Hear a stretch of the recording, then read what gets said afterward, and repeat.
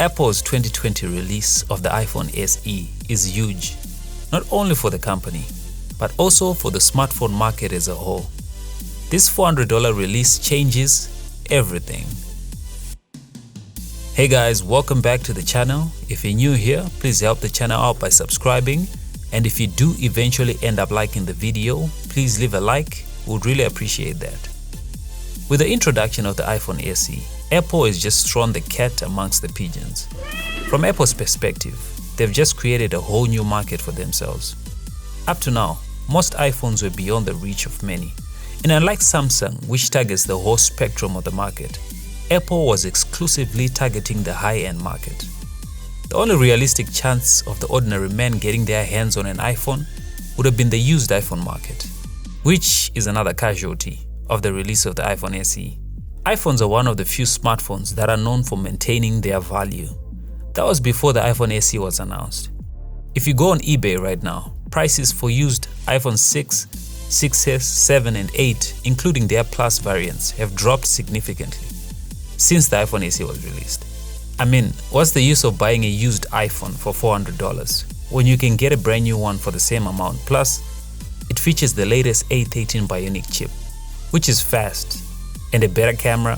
Plus, you will likely get software updates for the next 5 years. It's a no-brainer.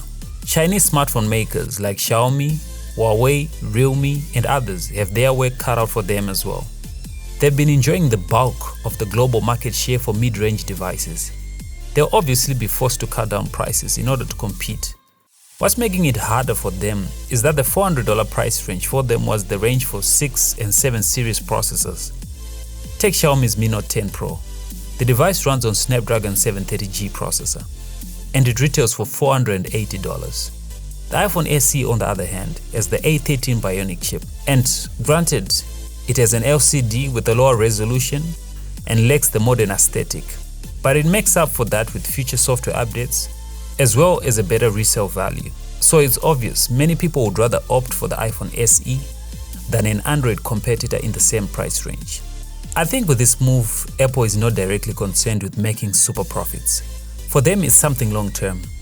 They're obviously trying to bring many people into the Apple ecosystem and subsequently sell them Apple services. From Apple's perspective as well, placing a new processor in an iPhone 8 body is not very expensive, if you think about it.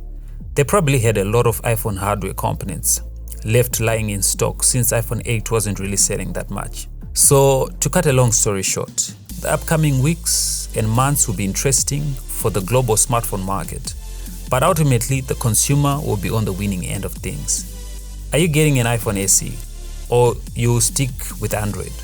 Let us know in the comment section below. See you in the next video.